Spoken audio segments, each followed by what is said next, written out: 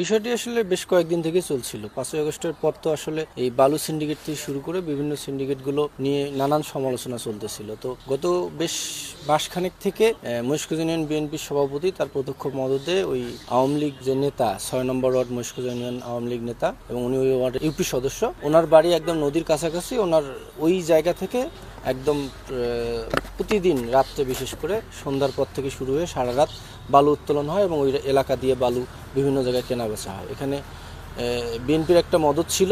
তারপরে আমি যেহেতু আমার এলাকার লোকজন বিভিন্নভাবে বলছিল আমাকে, আমি যেহেতু সংবাদকর্মী, আমি একটা স্ট্যাটাস দিয়েছিলাম।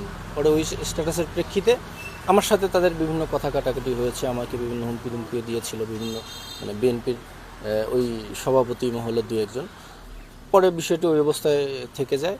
তারপরে গত 3 দিন থেকে আবারও বিএনপির নাম ভাঙিয়ে একটা ওই আবু মেম্বারের যে ছেলে এবং তাদের গোত্র আছে, দুর্বৃত্তরা আছে, তারা বালু উত্তোলন করতেছিল। এই তথ্যগুলো পাওয়ার পরে পানি উন্নয়ন বোর্ড থেকে, যেহেতু এটা পানি একদম নদী এলাকা, অবদা আছে পানি উন্নয়ন বোর্ডে, সেখানে তারা খুঁটি গেড়ে দেয় পানি উন্নয়ন বোর্ড গিয়ে।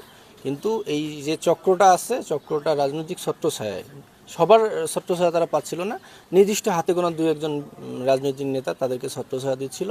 ছত্রছায়া রাত 12টা-1টা এর পরে সেই খুঁটি উপড়ে ফেলে আবার বালু উত্তোলন করে এবং বালু বিক্রি করে। এই বালু উত্তোলন নিয়ে অনেক দিন থেকে, দীর্ঘদিন থেকে আমাদের কর্মসূচি চলছে, কিন্তু এখন আমার কালকে রাত 2টা বাজে জুয়েল সাহেব ফোন দেওয়ার পর ফোনটা রিসিভ করে দেখি যে কি অবস্থা, পরপর কয়েকটা গাড়ি যাচ্ছে, কি ব্যাপার আমি বুঝলাম না। পরে আমার সহযোদ্ধা শাহিন সাহেবকে ফোন দিলাম, কিরে, কয় আমরা তো 5ই আগস্টের পর কোনো জায়গায় জড়িত হয়নি, হঠাৎ করে যাওয়ার পর কী হতে কী হয়, আমাদের নিজের উপর নিজের কোনো বিশ্বাস নাই, নিরাপত্তা নাই, মহেশখালী ইউনিয়নের কোনো বিচার নাই।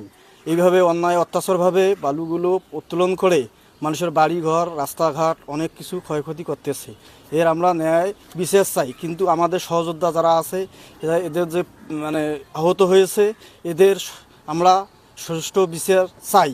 সিনিয়র সহসভাপতি নুরুন নবী জুবেল, আমার সভাপতি ওয়াহিদুজ্জামান আবির গত রাতে গাড়ি চলে ওই রাস্তায়, পরে ওয়াহিদুজ্জামান আমাকে ফোন করে জানায়। আমি বলছি তুমি এগুলো বাদ দাও, এগুলো নিয়ে নিউজ করাও, সাংবাদিককে ডাকো, ডেকে ওইগুলো নিউজ করাইলে বন্ধ হয়ে যাবে। পরে এই বিষয়গুলো কিন্তু আমরা আমাদের প্রিয় নেতা অধ্যক্ষ আসাদুল দুলু ভাইকেও জানাইছি, উনি এই পদক্ষেপগুলো নিতে বলছে। পরে আমার সভাপতি ওয়াহিদুজ্জামান আবির ও যখন কালকে আবার রাতে আসার পর শুনতে পারলো যে আমার ওইখানকার ওয়ার্ড যুব দলের সভাপতি এরশাদ আলী খবর দেয় যে এখানে বালু আজকে 2টা পর্যন্ত 2টার সময় শুরু হবে। তখন ওয়াহিদুজ্জামান আবির ওই 24-এর সাংবাদিক বকুল ওকে সঙ্গে নিয়ে আমাদের মোটামুটি 10-12 জন আমরা স্পটে যাই, যে স্পটটা পরিদর্শন করার জন্য।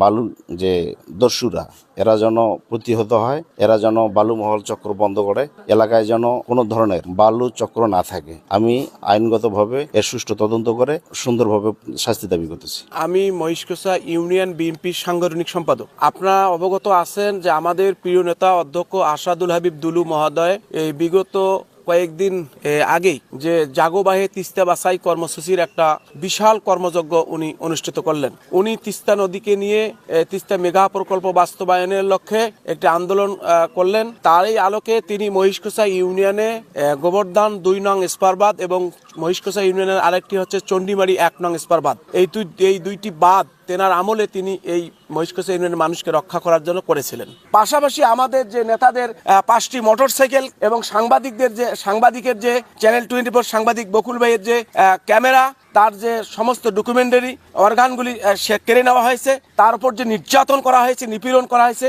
সত্যকে তুলে নিয়ে আসার জন্য এর জন্য তীব্র নিন্দা জানাচ্ছি এবং আমি ন্যায় বিচার দাবি করতেছি। 17 এবং 18 তারিখ এই তিস্তা মহাপরিক্রমার জন্য তিস্তা বাঁচাও আন্দোলন আমরা করলাম।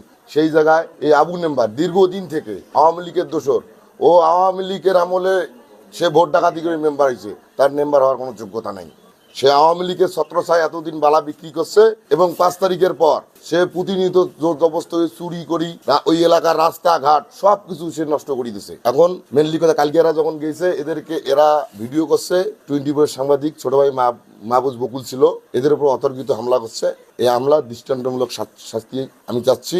আমি এই ব্যাপারে আমরা তিস্তা নদী আমি বালু তোলা ব্যাপারে আমরা খুব সজাগ থাকার পরে হাতের অন্ধ করে আমি একটা চেয়ারম্যান মানুষ হাতের অন্ধ করে কতক্ষণ পড়া দেবো বিভিন্ন জিনিসগুলো সম্পূর্ণ জিনিসগুলোকে তাকে দেখা হয়েছে। হ্যাঁ, সম্পূর্ণ জিনিসগুলো দেখা আছে। তারা কোথায় কোথায় খাল খনন করছে বা একটা দুলুমন্ত্রীর বিরাট একটা স্পার বাঁধ দিয়েছিল, সেই স্পার বাঁধটাকেও ধ্বংস করে দিচ্ছে এই গাড়ি।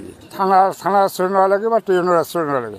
স্যারকে আমি একটা লিখিতভাবে ট্রেনের স্যারকে একটা লিখিতভাবে আমি কাগজ দিয়ে গেছি সেখানে। 1 নম্বর চন্ডিমারি ইস্পার বাঁধের সংলগ্ন ওখানে প্রায় 2-3 মাস থেকে অবৈধ বালু উত্তোলন করতেছে এরশাদ, আবু মেম্বারের ছেলে এরশাদ গং। আমরা কয়েকদিন নিষেধ করার পরেও গতকাল হঠাৎ করে খবর পেলাম যে কয়েকদিন থেকে গভীর রাতে বালু উত্তোলন করে। নাম হয় আমাদের যুব দলের যে আমরা নাকি চাঁদা খাই। পরে আমরা যুব দল, স্বেচ্ছাসেবক দল, ছাত্র দলের কিছু সংখ্যক কর্মী আমরা রাত 2:50 ওখানে উপস্থিত হই। সেটা আমাদের কাছেও ভিডিও প্রমাণ আছে।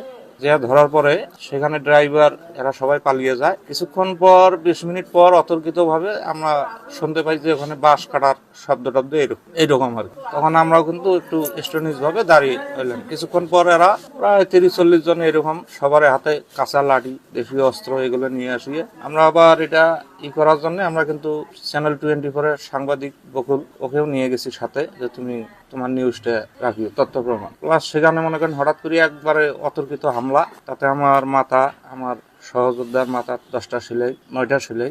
এই গাড়িগুলোও রাত্রে ভাঙচুর করছে। যেভাবে মানুষজন বা ডাকাত ভাবে চিগড়াচিগড়ি করি, যে এটা একটা কঠিন শাস্তি যাতে এই ধরনের অবৈধ কাজ এই মহিষকাছার মাটিতে না হয়, এটা প্রশাসনের কাছে দাবি জানাই।